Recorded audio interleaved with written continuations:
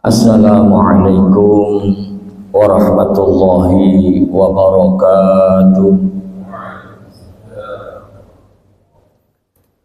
Bismillahirrahmanirrahim. Alhamdulillahi rabbil alamin, wassalatu wassalamu ala asyrafil anbiya'i wal mursalin, sayyidina wa maulana Muhammadin wa ala alihi wa sahbihi ajma'in. Rabbi syrah li sadri wa yassir li amri wahlul 'uqdatam min lisani yafqahu qawli, amma ba'du.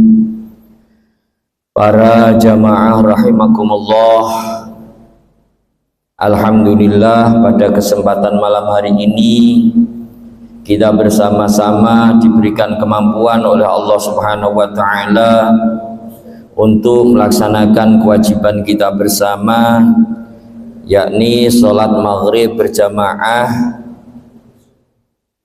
Semoga amal ibadah yang telah kita lakukan ini senantiasa dikabul, diterima oleh Allah Subhanahu wa taala. Amin ya rabbal alamin.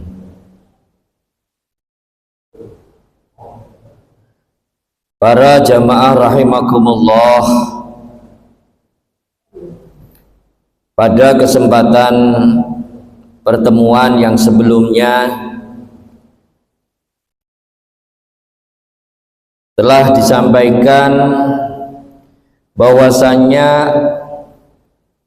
setiap apa yang dilakukan oleh anggota tubuh kita pasti akan dimintai pertanggungjawabannya oleh Allah Subhanahu wa ta'ala, sebagaimana di dalam ayat Al-Quran Allah Subhanahu wa ta'ala menyampaikan, al-yawma nakhtimu ala afwahihim wa tukallimuna aydihim wa tashhadu arjuluhum bima kanu yaksibun. Oleh karena itu, para jamaah rahimakumullah, selanjutnya Kiai Musoneh menyampaikan, fahfadz ya miskin jami'a badanika minal ma'asi. Fahfadz, maka menjagalah siapa engkau ya miskinu, wahai orang yang sangat butuh kepada rahmatnya Allah, jami'a badanika, kepada seluruh anggota tubuh kamu, minal ma'asi, dari beberapa kemaksiatan. Karena kita akan dimintai pertanggungjawaban oleh Allah Subhanahu wa ta'ala tentang apa yang kita lakukan dengan tangan kita, apa yang kita lakukan dengan kaki kita, apa yang kita lakukan dengan mata kita, telinga kita, mulut kita. Maka sayukianya, alangkah baiknya mari kita jaga anggota tubuh kita, jangan sampai kita pergunakan untuk maksiat menentang kepada Allah Subhanahu wa ta'ala. Wa khususon a'dha'aka sab'ah, wa khususon, dan lebih-lebih a'dha'aka, kepada anggota tubuhmu, as-sab'ata, yang 7. Terlebih yang harus kita jaga adalah anggota tubuh kita yang 7. Kenapa kok anggota tubuh kita yang 7 yang nanti akan disebutkan oleh Kiai Musoneh belakang harus benar-benar kita jaga? Fa inna jahannama laha sab'atu abwabin likulli babin minhum juz'um maksumun. Fa inna jahannama, maka sesungguhnya neraka jahanam, itulah tetap bagi jahanam, sab'atu abwabin, adapun 7 beberapa pintu. Likulli babin, yang mana likulli babin itu tetap bagi tiap-tiap pintu. Juz'un, adapun bagian. Maqsumun, yang maklum atau yang jelas. Jadi anggota tubuh kita yang 7 yang insya Allah akan disampaikan oleh Kiai Musonef, diantaranya ain atau mata kita, telinga kita dan lain sebagainya. Ini harus benar-benar kita jaga. Kenapa? Karena 7 inilah nanti yang akan menjadi penyebab seseorang melakukan sebuah kemaksiatan kepada Allah Subhanahu wa Ta'ala, yang mana 7 tersebut sesuai dengan jumlah pintu daripada neraka, yang mana di dalam neraka itu ada pintu yang banyaknya 7. Sebagaimana disebutkan di dalam ayat, laha sab'atu abwabin likulli babin minhum juz'um maksum. Makanya disebutkan di dalam sebuah kitab Dzikrul Maut, disampaikan di sini bahwasanya qala Bilalun, sahabat Bilal berkata, karena Nabi yusolli fi masjidin, suatu ketika Kanjeng Nabi sholat itu sendirian di masjid, sholat entah sholat sunnah atau gimana. Kanjeng Nabi itu kalau sholat fardu nggak pernah beliau tidak berjamaah. Nah, pada suatu ketika Kanjeng Nabi ini melakukan sholat sunnah, famarrat bihi a'rabiyatun, kemudian ada wanita kampungan lewat di situ. Fasolat khalfahu, terus langsung ikut sholat jamaah dengan kanjeng Nabi. Faqara'a Rasulullah, kemudian Rasulullah Muhammad sallallahu alaihi wasallam membacakan di dalam sholat tersebut, Rasulullah membaca ayat wa laha sab'atu abwabin likulli babin minhum juz'um maqsum. Ketika mendengar itu, faharratil a'rabiyatu maghsyian 'alaiha, orang Arabi, orang wanita yang ikut jamaah tadi sama Rasulullah langsung terjungkal semaput. Wa sami'a Rasulullah, kemudian Kanjeng Nabi mendengar, akhirnya sholatnya dihentikan karena melihat orang di belakangnya dalam kondisi semaput. Sebab boleh memutuskan sholat karena adanya untuk memberikan pertolongan kepada orang lain, itu boleh, tidak terkategorikan tala'ub bil ibadah, tidak bermain-main dengan ibadah. Lain dengan seandainya ketika kita sholat Allahu Akbar dinalah marina boleh, pas mutumu sholat kita batalkan, haram itu. Sebab itu tala'ub bil ibadah, membuat mainan dengan ibadah, dibikin mainan, ini haram, tidak boleh. Nah, ini Kanjeng Nabi ketika melihat ada Arabiyah, wanita tersebut terjungkal semaput, Kanjeng Nabi terus buyar sholatnya, dihentikan seketika. Wada'a bima'in, terus Kanjeng Nabi minta pada sahabat yang lain yang ada di situ untuk diambilkan air. Fasobba ala wajhiha hatta afaqat wa jalasat. Kemudian diambilkan air, dipercikkan air ke mukanya wanita tersebut, akhirnya tersadarkan kembali terus duduk. Faqala Nabi, kemudian Nabi sallallahu alaihi wasallam bertanya, ya hadhihi malaki, hei sampean ini kenapa kok sampean ini mutemu semaput? Faqala, itu dari Al-Quran. Faqala, maka kemudian Rasulullah menjawab, ya A'rabiyah bal huwa min kitabillah al-munazzal. Tadi yang saya baca ini memang benar-benar ayat Al-Quran yang diturunkan oleh Allah Subhanahu wa ta'ala. Faqalat, maka kemudian berkata siapa A'rabiyah tersebut, wanita tersebut, kullu udwin min a'dha'i yu'azzabu ala babin minha, apakah masing-masing dari anggota-anggota tubuhku akan disiksa melewati pintu-pintu neraka yang 7 tersebut? Qala, kemudian Rasulullah menjawab, ya A'rabiyah bal likulli babin minha minhum juz'um maksumun. Wahai wanita, ketahuilah bahwasanya masing-masing daripada anggota-anggota tubuh kita nanti akan disiksa sesuai dengan bagian-bagian yang tertentu dari apa yang telah dilakukan oleh anggota tubuh kita masing-masing.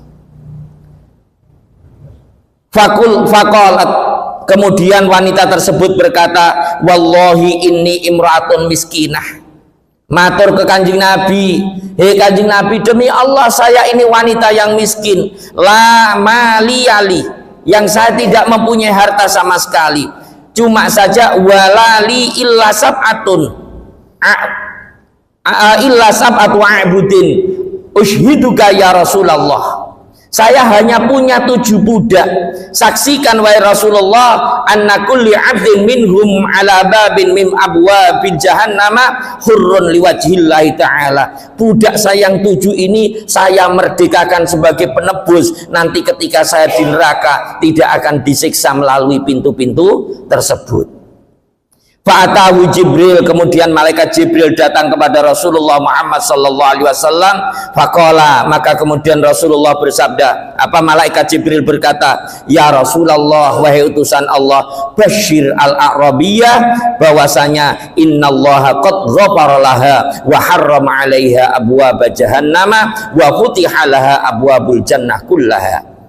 Kasih tahu Muhammad, A'rabi ini yang telah memerdekakan demi dirinya tidak disiksa dalam neraka, yang mempunyai 7 pintu, bahwasanya karena iktikadnya, keyakinan dia dengan memerdekakan budak akan dibebaskan dari siksaan neraka yang mempunyai 7 pintu tersebut, bahwasanya dirinya telah diampuni dosanya oleh Allah Subhanahu wa taala, dan dirinya diharamkan untuk masuk ke salah satu pintu jahanam tersebut, wa futihalah abwabul jannah, dan Allah telah membukakan pintu surga baginya. Alhamdulillah. Ini wanita ini saking takutnya kalau sampai dirinya kelak di akhirat nanti akan disiksa anggota-anggota tubuhnya yang 7 dalam pintu-pintu neraka yang jumlahnya 7 tersebut.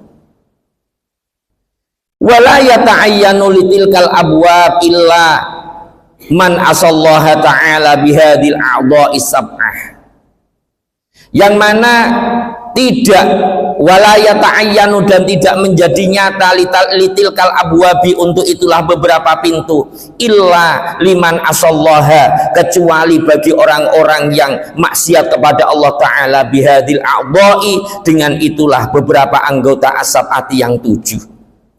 Apaan sih anggota 7 tersebut? Wahya al-ainu, nomor 1 mata, wal udhunu telinga, wal lisanu dan lisan mulut kita, wal batnu dan perut, wal farju dan kemaluan, wal yadu dan tangan, wal rijlu dan kaki. Inilah 7 anggota kita yang akan benar-benar nanti dimintai pertanggungjawaban oleh Allah Subhanahu wa ta'ala.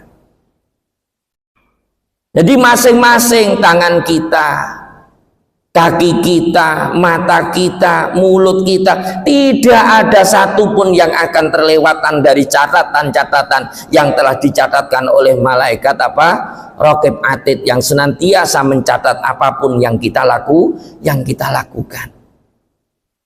Makanya tadi Kiai Musannaf mengingatkan kepada kita, fahfat ya miskin jami'u badanika minal ma'asi, ayo kita jaga.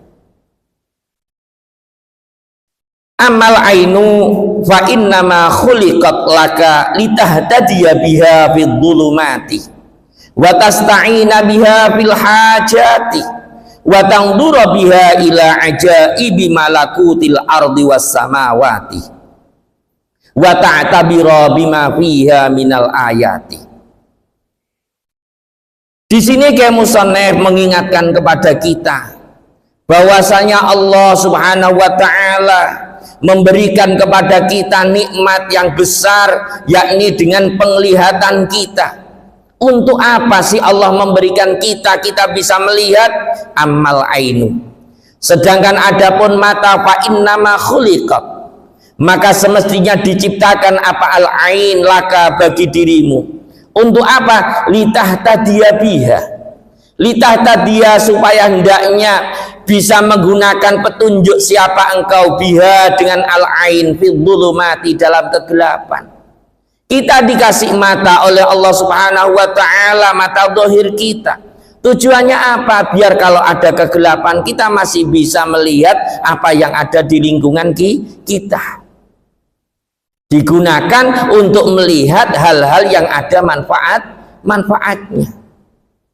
Wa tasta'ina biha fil hajat. Kegunaan yang berikutnya mata kita apa? Wa tasta'ina, dan hendaknya engkau menggunakan pertolongan biha dengan al-ain fil hajati, di dalam beberapa kebutuhan.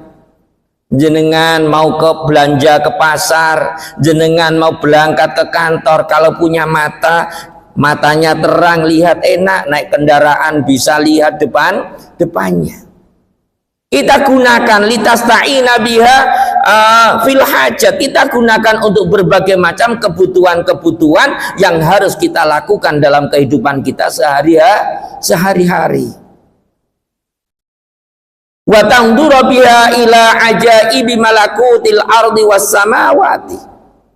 Kegunaan yang berikutnya, wa tandura biha, dan hendaknya melihat siapa engkau biha dengan ain ila ajaibi malakutil ardi, kepada indah-indahnya kerajaan yang ada di bumi, was samawati, dan yang ada di langit. Kita diberikan mata oleh Allah Subhanahu wa ta'ala bisa melihat. Untuk apa sih tujuannya? Untuk menunjukkan kudrahnya Allah, untuk menunjukkan kebesaran dan kekuasaan Allah Subhanahu wa ta'ala. Sehingga keimanan kita akan benar-benar tertancap di dalam diri kita. Kita melihat, kalau kita lihat mungkin yang ada di sekeliling kita, oh kok begitu tertata indahnya, di situ ada lautan, di situ ada gunung, ada bukit dan lain sebagainya. Kita bisa dengan menggunakan mata kita akan semakin mengagumi, kita akan semakin meningkatkan keimanan kita kepada Allah Subhanahu wa ta'ala, karena Allah adalah zat yang menciptakan dunia ini seutuhnya. Dengan mata kita bisa melihat itu semua.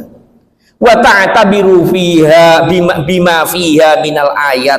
Kemudian kalau kita sudah melihat indahnya dunia, indahnya bumi, indahnya langitnya Allah Subhanahu wa ta'ala, wa ta'tabiru, dan supaya hendaknya mengambil ibarat, mengambil pembelajaran bima dengan perkara fiha yang tetap di dalam al-ardi was samawat minal ayati, dari tanda-tanda kebesarannya Allah Subhanahu wa ta'ala. Maka ini kita ngaji ilmu tauhid kan gitu. Ngaji ilmu tauhid itu apa? Ngaji tentang masalah untuk mengenal kepada Allah Subhanahu wa ta'ala. Di antaranya karena Allah ini adalah zat yang ghaib, zat yang tidak bisa kita lihat. Makanya Imam Asy'ari memberikan pembelajaran kepada kita untuk mengenali Allah melalui sifat-sifatnya Allah. Sebab kita nggak ada yang pernah bertemu langsung kepada Allah kecuali Rasulullah Muhammad sallallahu alaihi wasallam. Ibaratnya seandainya jenengan dimintai tolong sama tetangganya, tolong saya jemputkan saudara saya dari Surabaya di terminal, sampean jemput ya. Sampean tidak pernah ketemu sama saudaranya tetangganya sampean, terus sampean berangkat, bingung jenengan. Tapi ketika diberikan ciri-ciri, diberikan sifat-sifat, nanti akan mudah kita akan mengenali orang yang belum pernah kita jumpai. Seandainya dikasih tahu nanti orangnya pakai celana warnanya hitam, pakai topi, bawa tas, baju kaosnya warnanya biru, seandainya kayak gitu. Maka enak turun dari bis, tinggal oh itu bajunya celananya hitam, kaosnya biru, bawa tas, pakai topi. Mas, sampean mau ke saudaranya ya, kita tinggal jemput saja. Sama dengan kita kepada Allah Subhanahu wa ta'ala. Allah adalah zat yang ghaib. Allah itu tidak kelihatan mata. Bagaimana untuk mengenal kita kepada Allah Subhanahu wa ta'ala? Maka Imam Asy'ari memberikan kepada kita dengan cara apa? Menyebutkan sifat-sifat Allah Subhanahu wa ta'ala. Maka ini adik-adik kecil kita biasanya di TPG itu ngaji, biasanya malam Jumat itu dibaca itu 20 sifat wajib Allah, 20 sifat muhal Allah, hanya satu sifat jaiznya, mari kita menghafalkannya. Itu alhamdulillah saya ngarang itu insya Allah 1 minggu gak sampai. Saya ngambil dari kitab Aqidatul Awam, itu saya terjemahkan, tapi tetap menggunakan dalam bentuk manadhom untuk memudahkan kepada adik-adik kita biar bisa mengenal kepada akidah Islam. Di antaranya di situ disebutkan bahwasanya Allah adalah zat yang wujud. Allah itu adalah zat yang ada. Apa buktinya kalau Allah itu ada? Buktinya adalah wujudul alam, adanya dunia. Kita bisa melihat wujudul alam, adanya dunia, karena kita melihat dengan mata kita. Kenapa kok dunia menjadi bukti bahwasanya Tuhan itu ada? Iya, karena dunia ini adalah sesuatu yang baru. Kenapa dunia ini kok baru? Saya mulai lahir dunia sudah ada kok dibilang baru. Iya, karena dirinya mempunyai sifat-sifat hal yang baru, berubah-ubah. Malam, pagi, ada gerakan, ada diam. Ini sifatnya perkara-perkara yang baru. Sehingga setiap perkara yang baru mesti akan ada yang mewujudkan. Dan siapakah yang mewujudkan dunia? Yang mewujudkan dunia adalah ilahul alam, atau Tuhannya alam, yang disampaikan oleh para rasul Allah subhanahu wa ta'ala bahwasanya ilahul alam tersebut namanya adalah Allah. Ini terus kalau kita ngaji tauhid terus, mulai wujud, qidam, baqa, mukhalafatul hawadisi, qiyamuhu binafsihi, wahdaniyat, qudrat, iradat, ilmu, hayat, sama', basar, kalam, qadiran, aliman, hayyan, sami'an, wa basiran, mutakal, liman. Ada 20 sifat wajib yang harus dimiliki oleh Allah. Nek jenengan bener bisa nyekeni 20 sifat wajib, berarti 20 sifat muhal bagi Allah. Nggak mungkin kita akan ikut-ikutan ada orang Tasikmalaya ngaku Tuhan kita percaya. Kita nggak akan pernah ikut-ikutan kaumnya Nabi Musa kaumnya Fir'aun yang mengatakan Fir'aun adalah Tuhan. Nek kita benar-benar seken meyakini tentang 20 sifat wajib bagi Allah subhanahu wa ta'ala. Ada orang ikut-ikutan bertuhan selain Allah karena nggak pernah tahu sifat-sifat bagi Allah. Sehingga dengan ini pinternya para ulama-ulama dulu kayak gitu, dengan menggunakan sifat-sifat itu kita tidak akan pernah salah untuk memilih Tuhan Allah subhanahu wa ta'ala. Para jamaah rahimakumullah, lah ini semua kita bisa melihat ini semua dengan apa? Dengan menggunakan mata kita. Jangan sampai mata kita yang demikian diciptakan oleh Allah subhanahu wa ta'ala.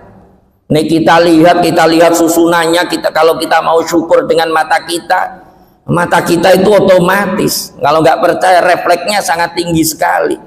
Nanti ada sesuatu gitu mendadak ya mutemu nutup sendiri itu.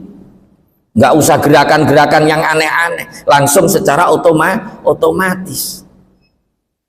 Banyak sekali keistimewaannya. Makanya benar sekali dalam ayat Al-Quran, wa in ta'uddu ni'matallahi la tuhsuha. Kalau kamu tidak menghitung nikmatnya Allah Ta'ala, la tuhsuha, kamu tidak akan pernah bisa menghitung nikmatnya Allah Subhanahu wa Ta'ala. Baru nikmat mata saja kita nggak akan pernah selesai ngitung nikmat tersebut.